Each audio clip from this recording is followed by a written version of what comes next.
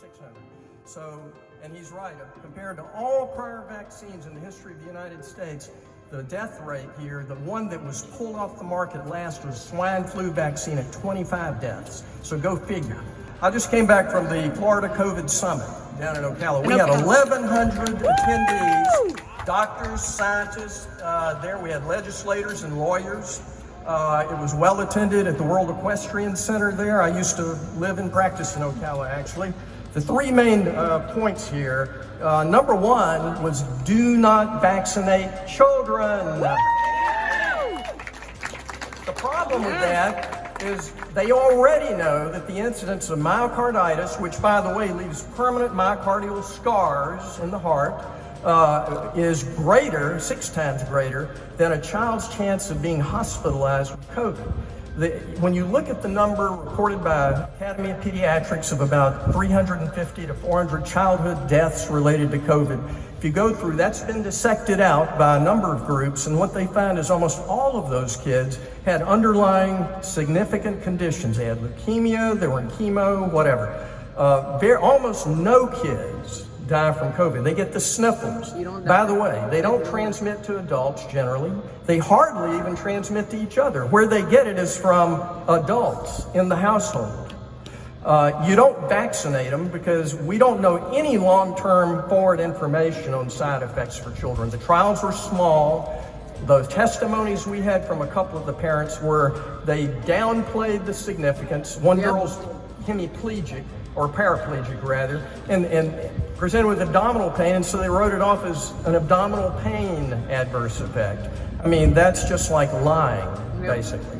So don't vaccinate kids, spread that word. As far as I'm concerned, if you do that, you have no idea what you're going to be facing with. The second thing is natural immunity. Somebody that has natural immunity, if you give them the vaccine, it's actually going to it's not going to increase their immunity, it's going to increase their chance of adverse reactions. Your body normally, when you recover, generates antibody titers, spike antibody IgG. You can get it tested at Quest or wherever. The T-cell thing is cash out of pocket at this time, but it's going to be available at some point. I think he mentioned this. It will be very accurate for anybody who's had a wane in their antibody titers, which, by the way, doesn't mean a lot. It's your T-cell immunity in your bone marrow and in your blood. The B cells produce antibodies, and they are primed to do that if you have natural immunity. There's not been, according to Dr. Peter McCullough, who's nationally known from Dallas, there have been no, according to him, no actual breakthroughs in people with natural immunity. Some people who've been said to have that, back when they were doing the PCR test, checked another COVID case. So they magnify the number of unvaxxed versus vaxxed. If you go to Israel, look at 85% vaccination rate. Overwhelmingly, the massive number of people who went through the recent Delta surge were vaccinated. So the vaccine wanes. Any vaccine that's ever waned to be less than 50% efficacious over less than a year is considered a failed vaccine. And all of these have. So you give a booster, how many boosters are you going to take? The more you take, you reach what's called a top-line tolerance level. Almost never, flu is a big deal for kids, influenza deaths compared to COVID by a long shot. And oh, by the way, masking, zero effect. Everybody has to breathe. Everybody has to breathe. The air that you breathe contains aerosolized viruses and dust and things like that. It'll keep large particles out, but the virus is smaller than the pores of any of the three masks. The N95, the surgical mask, and the cloth does nothing. So that's all mythical. And what you hear from CDC, which by the way, I think there's only like 2 doctors in the CDC. They're all bureaucrats.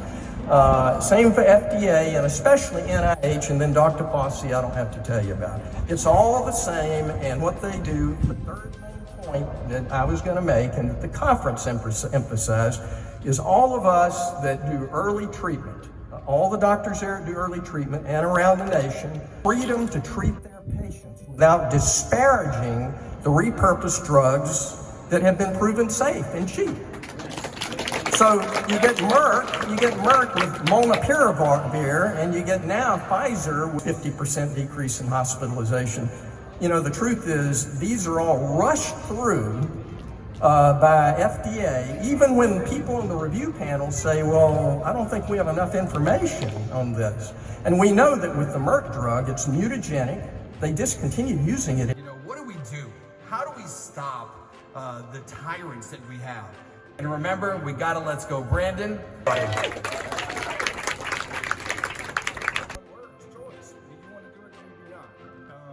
You need to be offered intelligent information. You need to be offered stuff, real data, not made up data. I don't want to follow the science. I want to follow the data myself. Science can be bought and paid for, so I want to follow the data myself. And it's just the freedom to choose. And what I've offered people, if you want to go and get the vaccine, I'll drive you. Personally, it's not for me. My risk reward is not there for me. With all this, with the Fauci fog that's constantly changing, every week we find out something new, something different. It's not what it's supposed to be. This thing has not done what it said it was going to do. It's not immunization like they claimed at the very beginning of all this was, right? 2 weeks, 3 weeks to flatten the curve, one shot, you never have to worry about it again, and none of that has held true. And we're now a year and a half or so into it. Hospitals all over this world are full of people that have had the vaccine. So it does not, you're not immune when you take this. So please keep that in mind. And so that gets me to, what is the real reason? Why are they pushing this so hard on us when it doesn't do what they said it was to do? It does not give you immunization. It does not stop the spread. It does not do anything of what they're trying or they're saying they're to do. That unknown to me is enough for me to not want to have anything else to do with it at all. And for us, and for these people now to want to push it on our children is absolutely repugnant.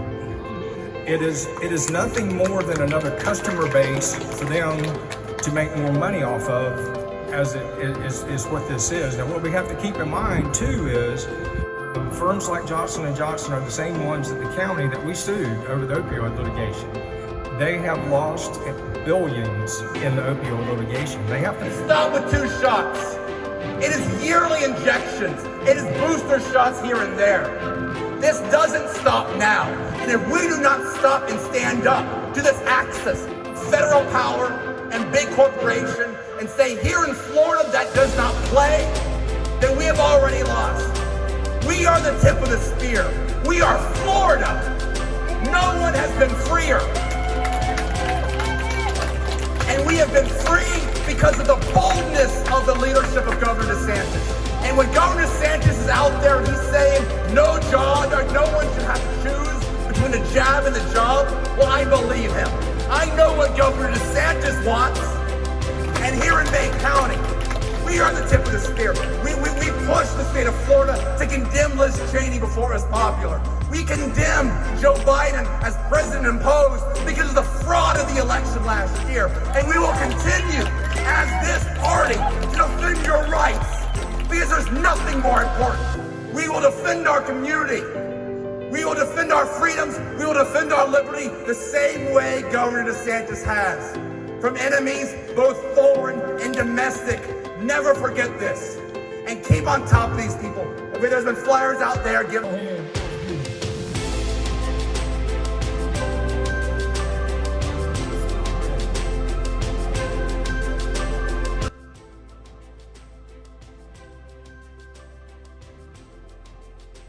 The price tag on your clothes. There's no dollar sign for the peace of mind, but as I've come to know. Well, if you agree, have you drink with me? Raise your glasses for a toast. Wish I had something to toast right now. Maybe a shot of Fireball or something like that. But yeah, a little bit of Dick